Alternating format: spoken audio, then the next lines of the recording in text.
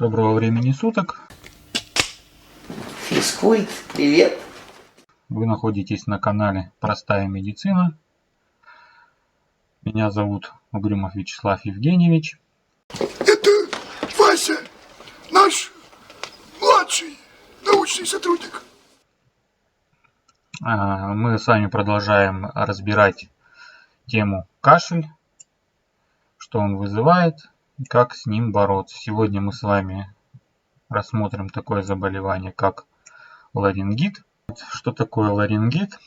Ларингит – это воспаление голосовых связок. Как вы можете видеть, они находятся вот здесь вот. Вот на картинке видно. Здесь у нас находятся голосовые связки, которые участвуют у нас в разговоре. Они создают звуки, эти голосовые связки, тональность, тембр и все остальное. И, соответственно, человек может заболеть воспалением всего комплекса этих голосовых связок. Они бывают локальное воспаление, бывает общее воспаление. Здесь на картинке мы видим общее воспаление, когда все части, скажем так, гортани задеты воспалением. Это включая сами голосовые связки, как мы видим, и, соответственно, другие части. Эти тоже воспаляются. Надгортанник и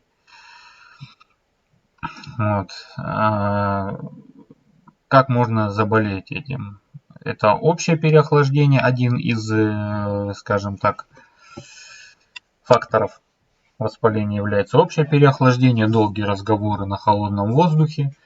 Получаем, скажем так, термический ожог, долгое холодное воздействие. Это надсадный голос, когда мы срываем голосовые связки, насаждаем их. Соответственно, тоже можно заболеть. Повреждаем их, и отсюда начинается воспаление. Также бывают вирусные этиологии, когда вирус начинает размножаться в области голосовых связок, бактериальные инфекции и грибы. То есть, зависимо от этого будут разные налеты. Какие же у нас симптомы заболевания голосовых связок? Да говори ты толком. И так уже 8 рублей наездили. Слабость и недомогание. Это будет при любом воспалении, это может присутствовать у вас. Симптомы бывают разные, не обязательно они будут все. Может присутствовать что-то, может присутствовать, может что-то не присутствовать. У вас может быть одни симптомы, другие симптомы могут отсутствовать. То есть и, соответственно, в зависимости от совокупности всех факторов, соответственно, мы ставим от этого, предполагаем, чем человек у нас болеет. Боли в горле и першение, так же как при фарингите, могут присутствовать. Обычно голосовые связки сами по себе бывают воспаление, а бывает то, что еще задевается и область глотки. Это вся вот эта вот остальная область, соответственно, тоже может задеваться. Соответственно, будут боли, неприятные ощущения, также могут отдавать в уши, поэтому тоже могут в совокупности голосовые связки, воспаление, и то есть в совокупности все это может воспаляться. При этом может провоцироваться и ринитом, когда идет воспаление этой области. Обильное носоотделение идет слизистой. Вот. При ларингите очень важный фактор – это осиплость голоса или его полное отсутствие. При фарингите этого не будет осиплости голоса и его отсутствия. При фарингите воспаляется у нас область глотки. Соответственно, тогда голос не меняется. При воспалении голосовых связок у нас, соответственно, будет осиплость голоса или его полное отсутствие, потому что просвет, щель сужается, из-за этого у нас будет более трудный вдох и выдох, одышка возникает, потому что щель становится меньше, воздуху сложнее поступать и сложнее выходить. То есть, соответственно, из-за того, что у нас идет воспаление, функциональность голосовых связок нарушается. Вот. Это очень важный признак. Кашель будет присутствовать сухой, лающий, приступообразный, с отделением вязкой мокроты.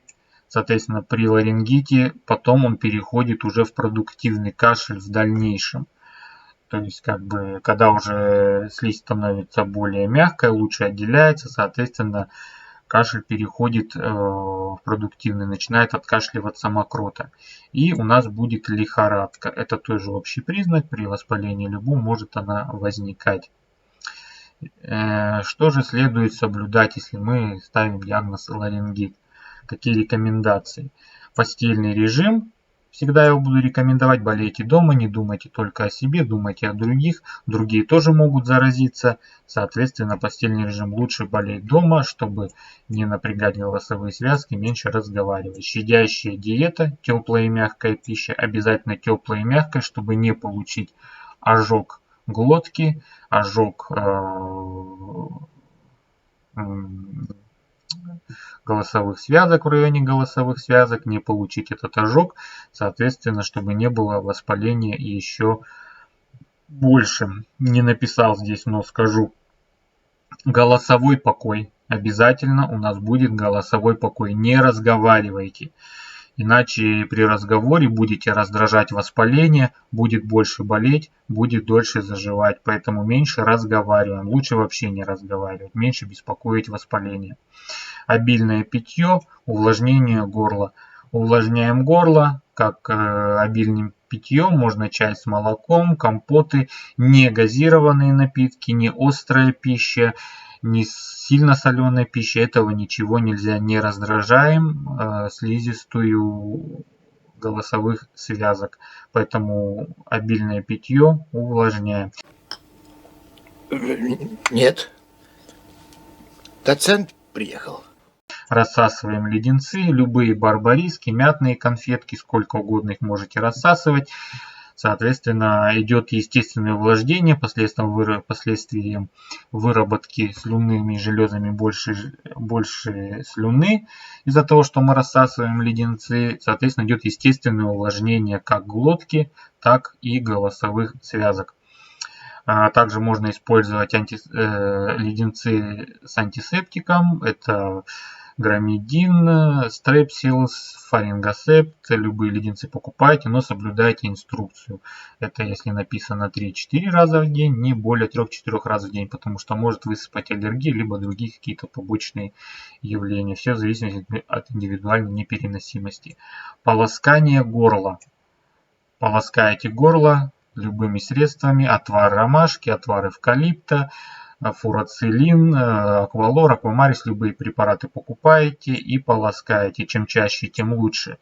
До еды, после еды, в промежутках между едой увлажняем горло частым полосканием.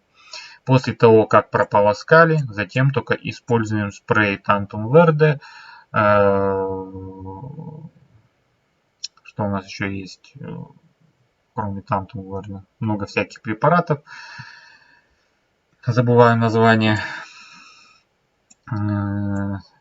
То есть используем их только после того, как мы прополоскали горло. С чем это связано? С тем, что когда мы прополоскали горло, вымыли всю дрянь, всю заразу, мокроту, которая скопилась в области глотки, в области голосовых связок, мы все это вымыли, прополоскали, только потом наносим спрей. Потому что если мы сначала нанесем спрей, соответственно, спрей осядет на мокроте, которая выделилась впоследствии воспаления, и мы все это дело просто проглотим в кишечник на этой мокроте. А когда мы прополоскали, слизистая у нас чистая, воспользовались спреем, соответственно, спрей осел на слизистой, и у нас пошел лечебный эффект. И после того, как брызнули спрей, рекомендую 15-20 минут не есть, не пить, чтобы спрей, этот лекарственный препарат, не смыть со слизистой, чтобы он подействовал. Медикаментозная терапия. Это вы обращаетесь к участковому терапевту, он назначает противовирусные препараты, либо антибиотики. Еще раз подчеркну, антибиотики назначает только лечащий врач. Не занимайтесь самолечением. При любой температуре антибиотики пить сразу же не стоит. Это очень, скажем так, непростой препарат, поэтому эти антибиотики назначают у нас только участковые врачи-специалисты, только после назначения специалистами. Извините, только после назначения специалистами. При лихорадке обязательно пишу розовой. У нас идет жаропонижающее средство. Как отличить розовую от бледной, я рассказывал в своем первом видео. Можете посмотреть, ссылочка будет где-то здесь. Говорил. Вверху в описании высветится. Проходите, смотрите, там я все подробно объяснял, как розовая отличается от бледной. говорил. Так, что же нельзя делать? Ингаляции горячим паром нельзя. Все этим грешат, очень многие этим грешат. Ингалировать горячим паром нельзя. Можно получить термический ожог как глотки, так и голосовых связок. Поэтому ни в коем случае горячим паром не дышим. Можно делать ингаляции с физраствором через специальное оборудование, называется небулайзер. Но тоже аккуратно, сильно много не нужно. Любое лекарство есть яд, важна лишь мера. Поэтому максимум 4-5 раз в день можно ингалироваться через небулайзер обычным физраствором. Он будет гораздо лучше, чем горячий пар. Никакого горячего пара. И заниматься самолечением тоже не нужно. Эти рекомендации вы можете соблюдать. Это будет хорошо, но обязательно необходимо обратиться к участковому терапевту либо педиатру, чтобы не пропустить осложнения. Терапевт или педиатр должен вас наблюдать, чтобы назначить какое-то минимальное обследование и не пропустить осложнения. Особенно очень, скажем так, проблематично ларингит проходит у детей. Потому что дети сказать вам не могут, где у него болит и что болит и как болит. Дети просто при ларингите начинают задыхаться.